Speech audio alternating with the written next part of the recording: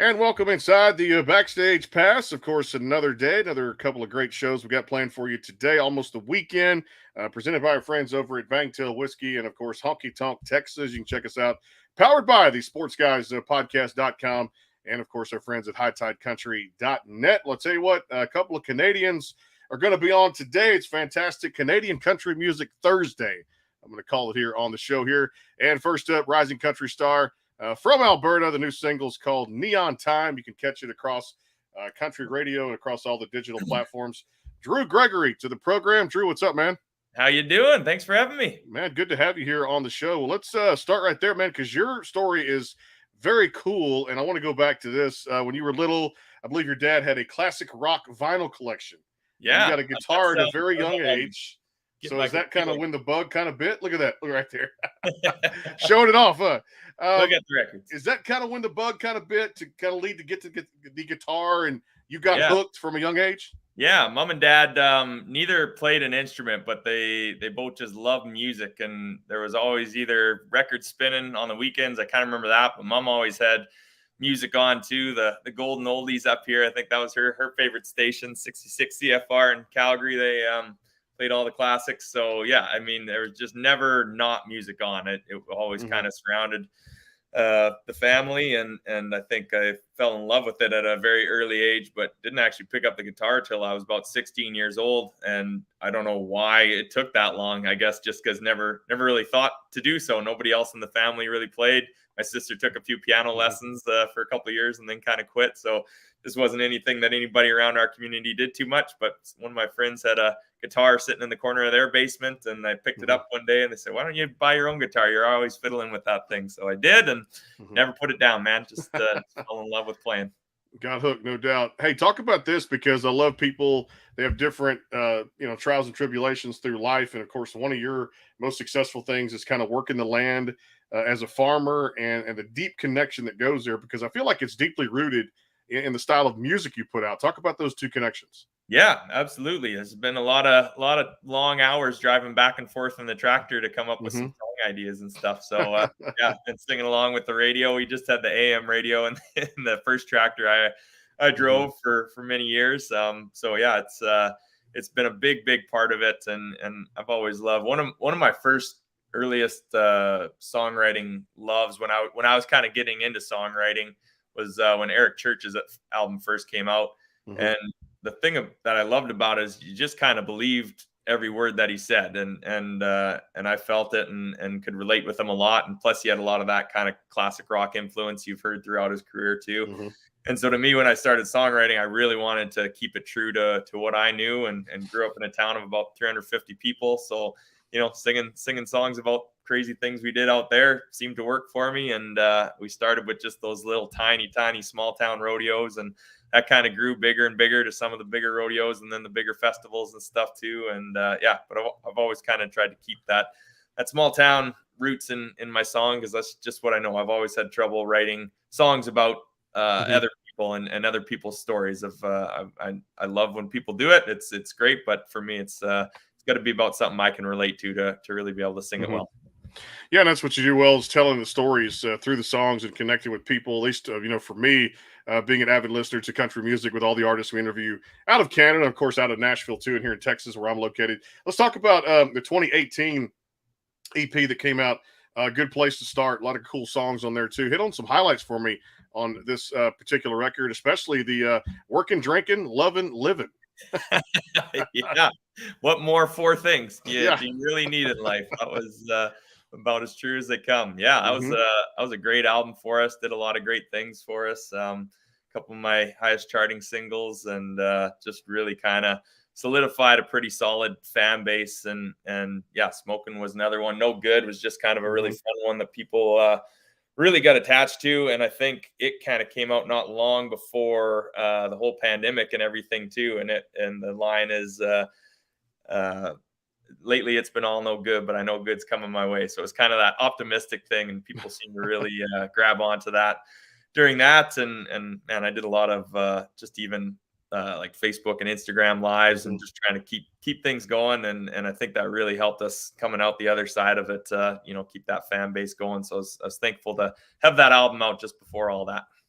You've got a very cool feel with this new one. We're going to talk about Neon Time here in a little bit, but this 90s country sound that I kind of feel like, at least for me, growing up in that era, vinyl records and, of course, CDs, running down to Walmart every weekend when you get your allowance to go purchase something like that with the latest stuff that's coming out.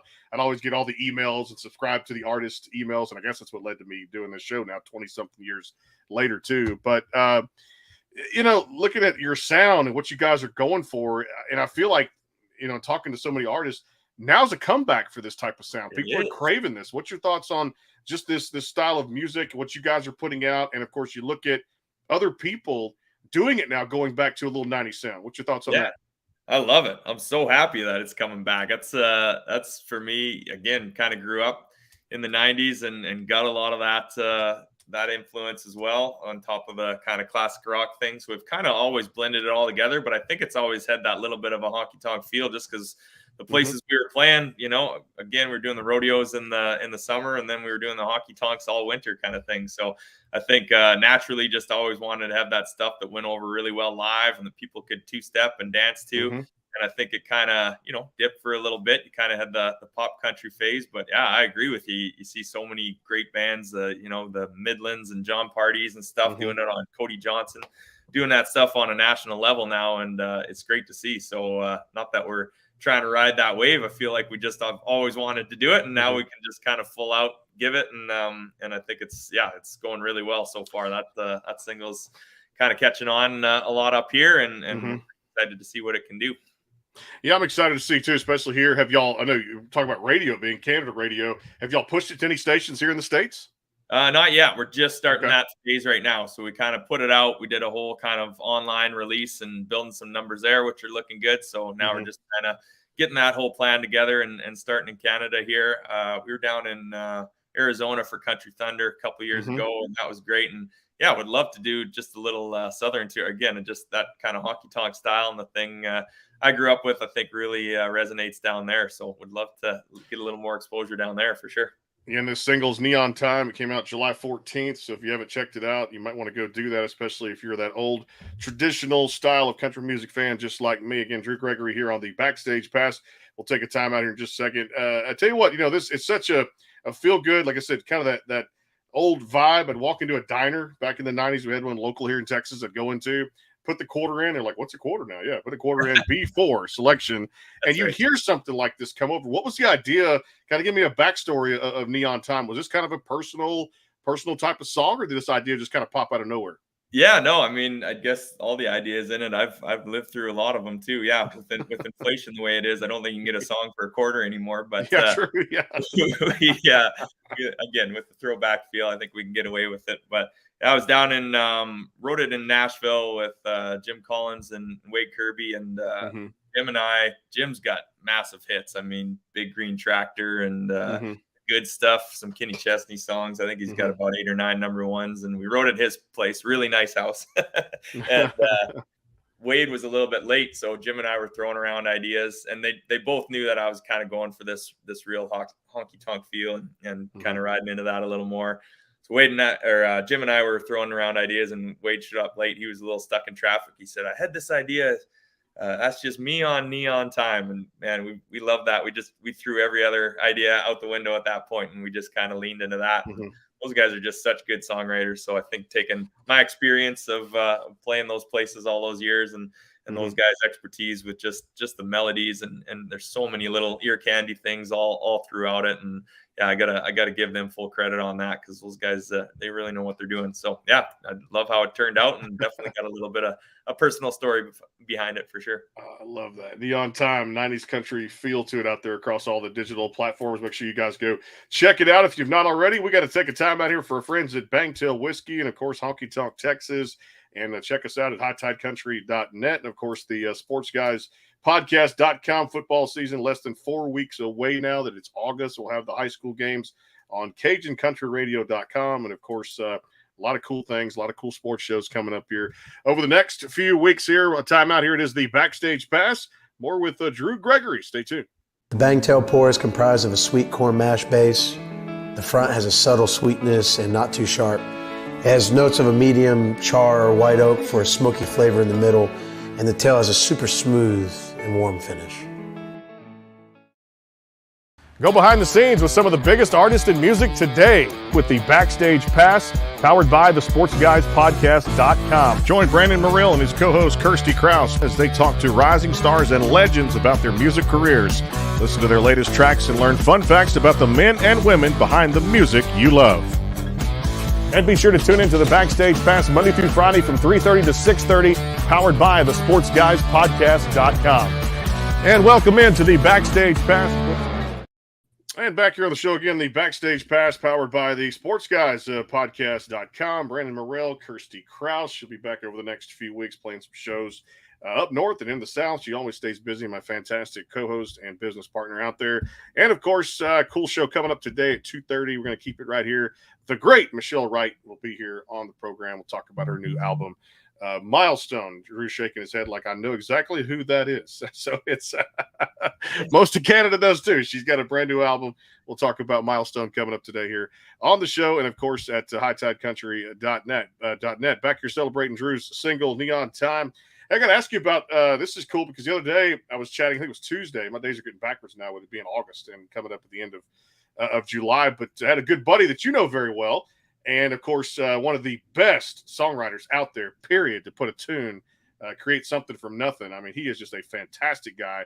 Aaron Goodvin stopped by on Tuesday. Talk about the relationship with him. And you guys actually wrote a huge hit without me giving it away.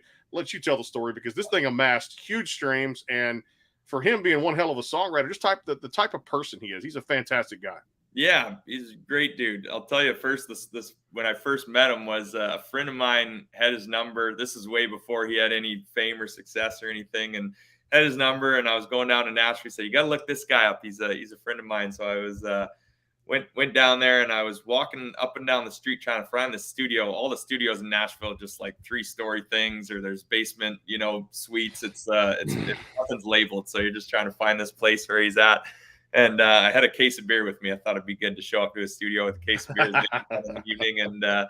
And I'm phoning him, and I'm like, "Where is this?" And he comes out. He says, "We see you out the window. Are you the guy walking down the street with a case of beer?" Come on in. And me and him, I think we were up to about 4 a.m. that night. We hit it off, and he's just been a great champion of myself, and love to see all the success he's had.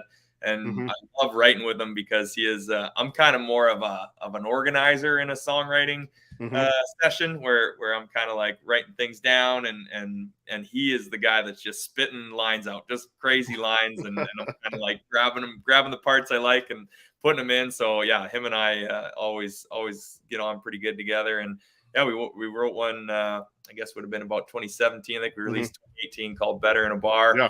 And it ended up winning some awards for us too. Got the Country Music Alberta Award for Song of the Year there that year that we released it, and yeah, did really well for us. And yeah, still one of our favorite ones to play live. It's got a little more of that southern rock feel to it, and it's got a big outro on it where we just had the whole band rocking. And yeah, just a fun one to play live, and it was a fun one to write. And yeah, can't say enough good things about Aaron. That's awesome you had him on as well. Oh, he's just a good guy. Like I said, a huge fan of the show and the work we put out there, and the country dance, which was one of the kind of the line dance feel. If you hadn't heard that new single he put out, which is just one of those good feel good songs. And I told him the other day, I said, "There you go. We got Drew coming on Thursday with Neon Time," and it's like walking into a diner, put that quarter into a jukebox, and hit your selection B4 and stuff like that. But there you go, just good old music, and order you a chicken fried steak or whatever the hell we eat down here in the South. Like I said, all the biscuits and gravy or something like that for breakfast, and enjoy it. Hey, let's talk about the one that came out this year back in January, one called Stuck, because I think that was one that really just did it for me, and a lot of people out there heard good feedback on. Tell us about that one.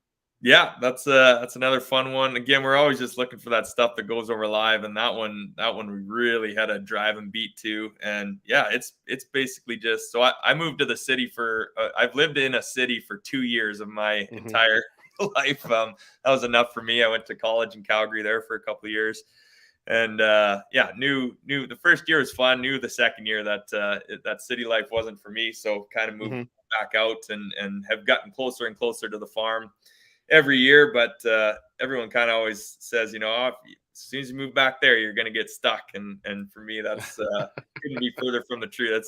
That's it's not stuck. It's exactly where I want to be. And that's just, simply what what the song is about, just all the redneck fun stuff we do out there and why it's so fun. And I think once people come out and see it, even people that have lived in the city their whole life, they always hear, you know, man, just would kill to live out here. Like they just love it, love the people, and just love showing people that side of that. And I think I can do that through my music too, because there's a lot of country music fans out there that aren't from the country. So you kind of show them the fun side of it, and yeah, you know, convince them that it's the place to be. Speaking of having fun with tunes, this is kind of cool because I love what you guys did on this EP, the barn sessions, and you guys had a lot of fun with this and grassroots. One of my favorite ones to kind of set the tone for a record, and then of course, man, just a lot of fun with Beer with Anyone, all these cool songs. Talk about just having fun with music and diving into it. We always talk about it making somebody feel something here on the show positively, and just having a great time with tunes and like going to a concert. But it seemed like you guys had fun with this EP, and it's like the titles of the songs kind of speak for themselves, but it's just a cool album. It really is. Yeah, that was the greatest, probably the greatest musical experience of my life, because it was in the summer of 2020 that we recorded that. So everything had totally shut down. All our shows had gotten canceled, and you know, the band has kind of become a bit of a family for me and the crew. So we had just the entire crew, our sound crew, you know, our one engineer and producer, our band. We had our video guy out and a photographer out too. So all the people that I normally work with, we kind of just brought them all out to this barn. It was a friend's barn that they turned into a wedding venue. So quite a nice barn, but still got an old rustic feel. And we built a little music studio in it. We just brought out all the pieces that we needed, and brought out a keg of beer and 3 trailers, and we just camped there for 4 days. And it was just, it was amazing. So yeah, we got 4 songs done.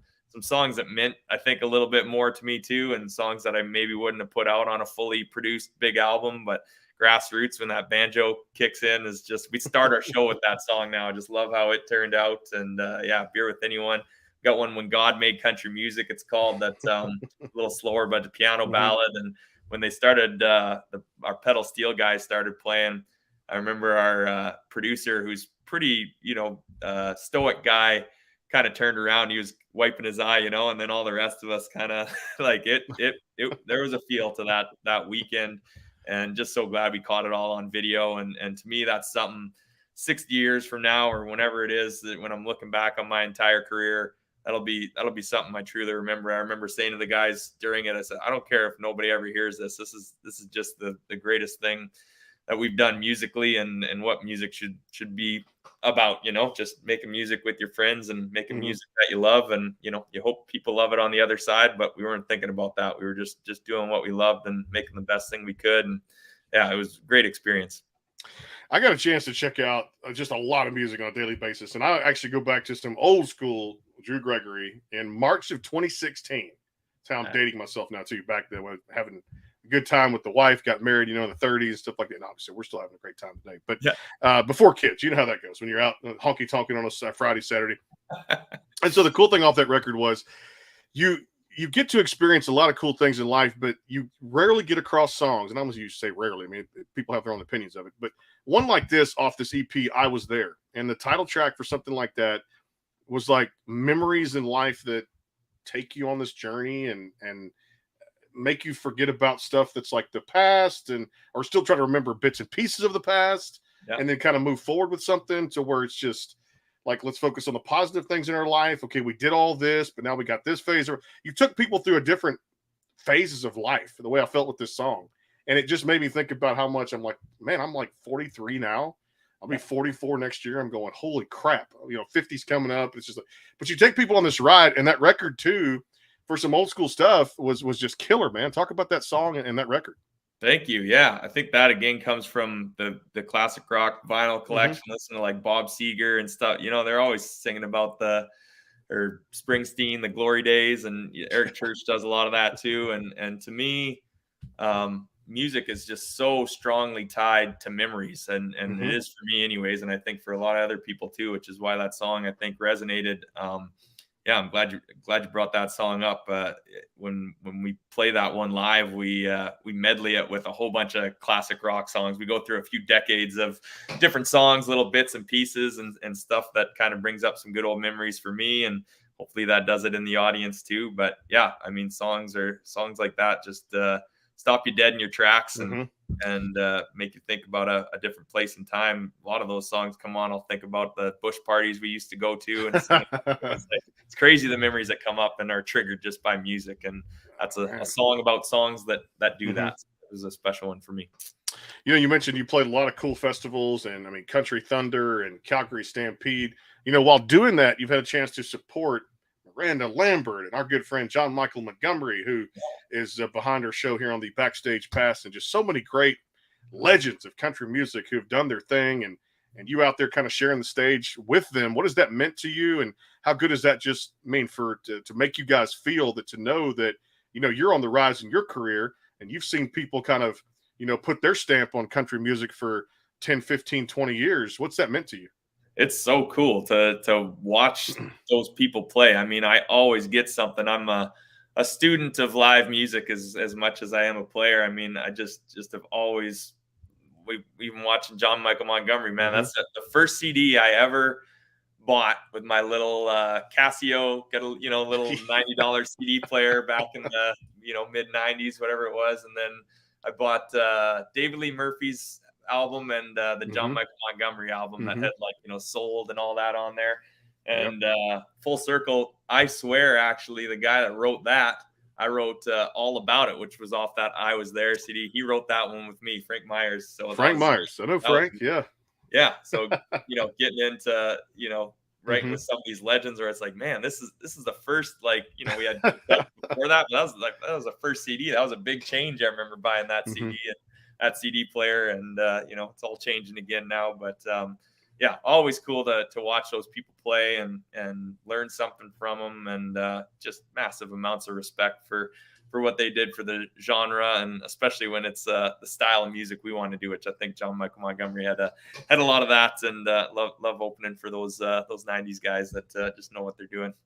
Yeah, it's kind of cool. And another cool thing, for I'll take a time out here, but these collaborations I got to see last week or week before, my days are backwards, but the CMA Fest just had its 50th anniversary, and we're going to try to broadcast there in the next couple of years live from Nashville during the CMA Fest time period. But 50th anniversary, then you look at the collaborations that happened on stage with, I thought I'd never see this one, with like Avril Lavigne and Miranda putting out a song, and then you look at Vince Gill, Luke Combs. Very important aspect of the industry, and everybody has their different sounds. And even as great as somebody can be, they can, like Vince Gill or Avril Lavigne or Miranda, can always make somebody else kind of stand out from a songwriting aspect, and of course the vocal aspect. And if two people can work together, how important is that for you for collaboration in the industry? I love the collaborations. Yeah, it's especially with the way streaming and the way people are consuming music now. You're not just listening to the country station anymore. You're listening to all these different kinds of artists, myself included. I've always had a wide range of musical tastes, so it's always fun for me to see people working together. And we did a collaboration project last year where we did kind of a series called Honky Tonk Heroes, and what just got together with a few people that I really respect and kind of talked to them about who got them into music and what they loved about that artist and why that was so inspiring to them. And then we jam a bit of a song together. And one of the ones we did was with a guy named Bobby Wills, who's another great artist up here in Canada. And he's just kind of started a record label. And after we had done the little interview and the song and cameras kind of stopped rolling, he said, we should do a honky tonk record together. And that's kind of where this whole thing came from. So not only do collaborations, mean a lot to the fans and look cool, it's just like amazing the connections we have with them. And man, to me, the whole thing is just about the people you're around and surround yourself with. And, if we can't do that, if you're just playing solo shows all by yourself all the time, I don't think this music industry would be near as fun. So it's important from our aspect of things too. Yeah, well said, no doubt too. And I just love some of like I said, the ones we're seeing there on live shows or concerts we go cover, things like that too. And just amazing to see how one artist can make another one stand out, no matter how great you are, how many years you've been doing it, or if it's somebody on the rise like yourself. It's pretty cool to see just people feeding off each other with the ideas and great songwriters. And if you ever see Frank Myers again, tell him I said hello, because that's one of my favorite guys to talk to here on the show. We've had him multiple times, and he's just a fantastic guy, lovable. It's like a big teddy bear. You can just give him a big hug every now and then. So I haven't talked to Frank in a while, but always good bringing up his name here. And of course, another good buddy, Kent Blasey, fantastic songwriter, was responsible for several of those Garth Brooks hits back in the 90s too as well. So love Kent and love Frank out there. We'll take time out for our friends over at Bangtail Whiskey. If you haven't checked them out, man, I tell you what, bangtail.com, easyliquor.com. You don't have to go to the store and pick it up now. It's online shopping. It's the 21st century. Get with it. Do some shopping, and I guarantee you, you'll love the taste of Bangtail Whiskey. Soon to be in the hit the Texas market down here. Doing well at Live Oak in Nashville and surrounding stores. Specs, and of course, Total Wine and Specs, and of course, everywhere you can find liquor. Bangtail's taking over now. Bangtail Whiskey, the official whiskey of the Backstage Pass. Quick timeout. Final segment with Drew Gregory here. Don't forget Michelle Wright coming up here at 2:30 today Central Time. For us here on the show, you can check us out at hightidecountry.net, and of course, powered by the Sports Guys podcast.com. High school football just a few weeks away. Getting excited about that too. More with Drew here on the show. Stay tuned. Go behind the scenes with some of the biggest artists in music today with the Backstage Pass, powered by the SportsGuysPodcast.com. Join Brandon Morrill and his co-host Kirsty Krause as they talk to rising stars and legends about their music careers. Listen to their latest tracks and learn fun facts about the men and women behind the music you love. And be sure to tune into the Backstage Pass Monday through Friday from 3:30 to 6:30, powered by the SportsGuysPodcast.com. And welcome into the Backstage Pass. The Bangtail pour is comprised of a sweet corn mash base. The front has a subtle sweetness and not too sharp. It has notes of a medium char or white oak for a smoky flavor in the middle, and the tail has a super smooth and warm finish. And back here on the show again, we're on Neon Time here on the Backstage Pass. It's almost the weekend around the corner with Drew Gregory, again at hightidecountry.net and the Sports Guys podcast.com. Always live shows on those websites out there too. And definitely coming up today, the Hall of Famer. She's done it all. Love her music. Take it like a man. We're going to talk about milestone Michelle Wright here on the Backstage Pass. Always love when Michelle stops by to share touring and music and all the cool things that she's talking about in her camp. Next week, Kelly Lang on the program. Looking forward to that one. Always love Kelly, a show favorite. And Tracy Lynn out there. If you've not heard that name, you might want to stick around for the shows coming up next week here. Back here with Drew Gregory, final segment, rapid fire. So this is cool, Drew. We get to throw out a few things, get to know what you like on a personal basis. And if it takes a little thought, then, we rename the segment. It just takes thought fire. That's all. That's all good. You remember the first song you ever sang live on stage? What was it? Oh, the first song I learned on guitar, I remember just comes to me right now, was Mary Had a Little Lamb, because I was just trying to get something down. So that's, real badass of me, I know. But wow. Nobody's ever said that, I don't think. It was a weird transition for me because I was kind of, just the campfire and kitchen party guy for so long before I ever thought this would be a career. So with an actual stage and a microphone, I actually think it's a weird story, but I went down to Nashville when I started songwriting before I'd ever had a show with like a paid show with a live band or anything like that. And I did a songwriters round, and I actually think it was one of my own. It was called Lay It All Out There, which ended up being the first single we ever put out to radio. But I think that was actually the first with the guitar plugged in and a microphone was in Nashville. Talk about nerve-wracking. I bet so. Hey, like I said, you nailed that one. Hey, let's talk about sports teams. Do you follow any in Canada? Hockey? Is there anything that teams that really kind of float your boat?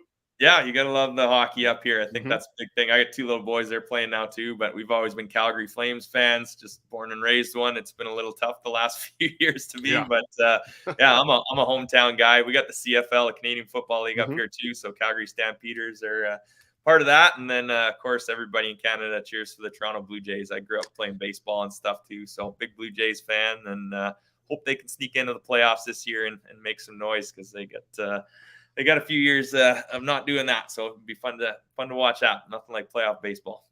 My prediction for the American League Championship Series this year, the hat I'm wearing, I love my Houston Astros, been loyal for over 30 years with them, and Toronto for the right to go to the World Series. So they got the pieces that if they can get in, I think can do a wild card, and I think they can go there too, man. So hope to see it.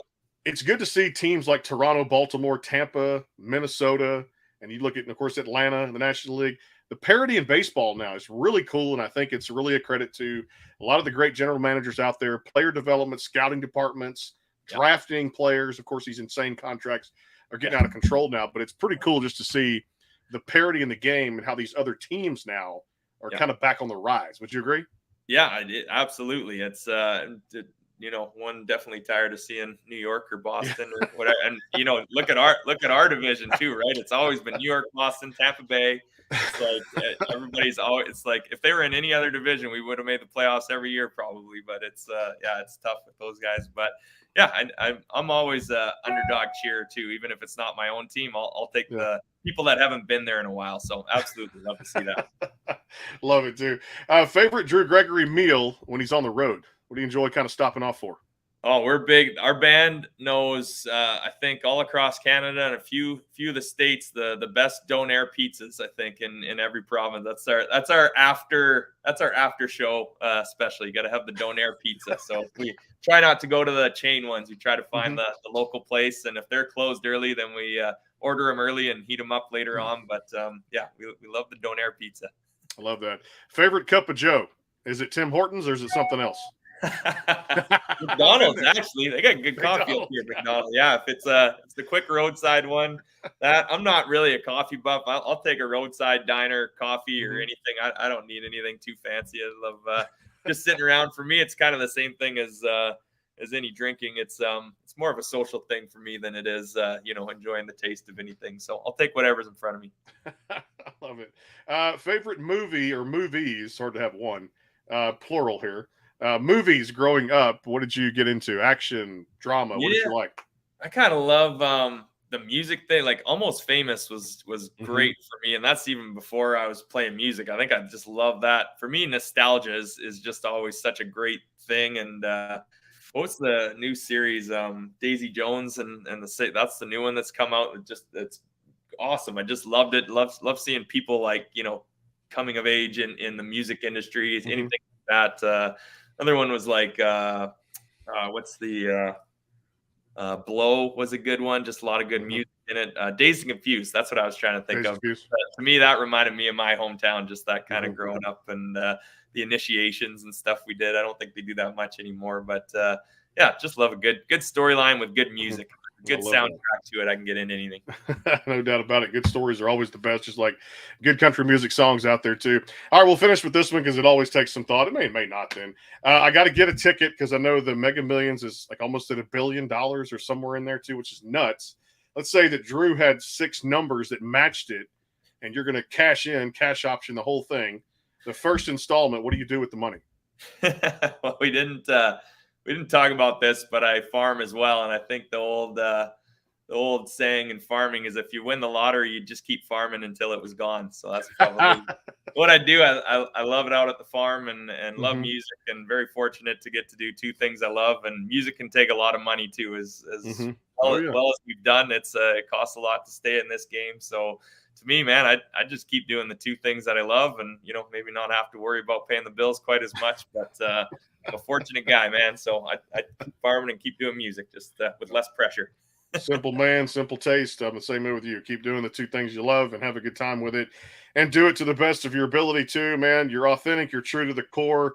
I love the sound, and just congratulations on all the awards in Alberta, the recognition. I know it's going to shine. That light is going to shine brighter in Nashville. And of course, this new single is definitely just the continuation of what's been a lot of the hard work, hours, blood, sweat, and tears put into what's so far a great career. Neon Time. It's across all the digital platforms, and definitely you guys get those counts and streams up wherever you download or stream music. And if you want to check out a live show, DrewGregoryMusic.com is the place to do that.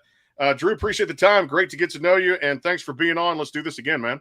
Thank you for the time. Would love to, and this was awesome. Thank you. You got it, brother. Coming up today, Michelle Wright on the program, and of course, next week, Tracy Lynn, Kelly Lang, and of course, late August, we'll catch it with one of the greats of all time, Heath Wright with the band Ricochet. Remember that song, Daddy's Money? Yeah, he's coming on here to talk about that.